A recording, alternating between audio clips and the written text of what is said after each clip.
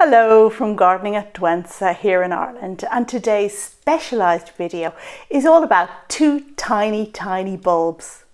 Today we're going to explore the world of Glory of the Sun, which comes from Chile, and Glory of the Snow from Turkey.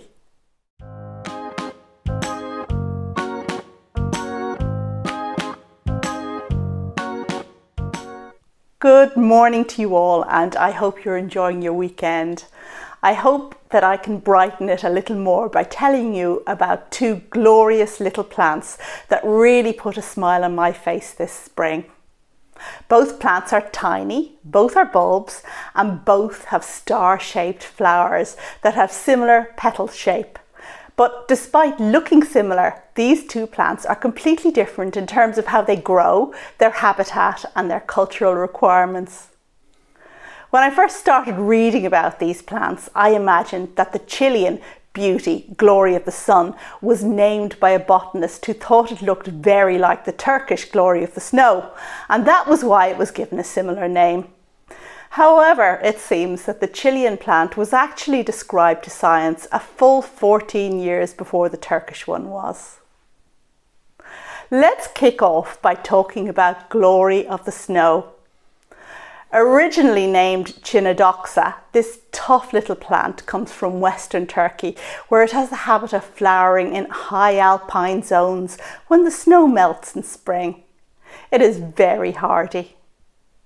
In gardens, Glory of the Snow is one of the first bulbs to flower in spring, and when planted generously, forms a dazzling carpet of flowers. Chionodoxa lucilii has blue, star-shaped blooms with a paler centre. It can also be naturalised in lawns, particularly beneath trees, where they can flower in full sun before the tree leaf canopy develops, creating shade. I've talked about my love of this little plant in some detail in various videos, and I grow the bulbs at the front of my open borders. And by the time their foliage fades, other perennial plants have covered up the gaps left behind. For best results, plant Chionodoxa lucilii in well-drained soil in spring sunshine.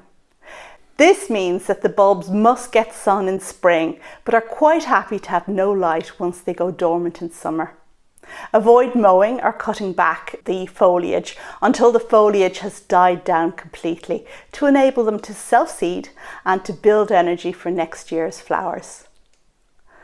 Finally, just a little note to say that with the recent reassessment of taxonomy, Chionodoxa has been moved to the Scilla genus, although it has maintained its own section in that genus. So now we must travel away from the outskirts of Asia, across Europe and across the Atlantic, and find ourselves in the mountains of Chile in South America. Chile is home to the whole of the Leucocoryne genus, although there are differing opinions as to exactly how many species are in this genus. This cute little bulb flowers in full sun and needs very well-drained conditions. It's not tolerant of frost at all, but it can be grown in the ground in gardens where frost just isn't an issue. The bulb needs to bake in summer and it flowers in winter. It has grass-like leaves and it's supposedly scented, although I smelled nothing from mine. The plant we're looking at now is a hybrid grown in a pot indoors. When in active growth, it was fertilised. When dormant, it was kept completely dry. You'll have seen me potting up these little bulbs when I received them last summer.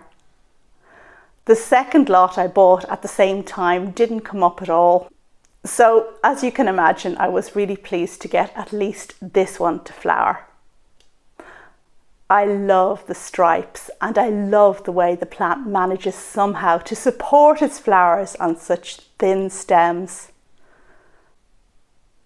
For the sake of comparison, I've put these two plants together, but you must appreciate that this isn't a natural comparison. In the wild, these two would never meet. Even in my garden, they've never met until now, as the glory of the snow is an outdoor plant, but the glory of the sun is a fussy little blighter who needs the best of everything.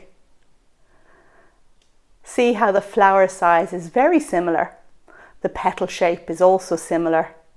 The colours are of course different, and the stems too. The hardy glory of the snow doesn't have the luxury of long stems, as he needs to contend with rain and snow. But his South American counterpart looks very elegant, reaching up to an imagined sun.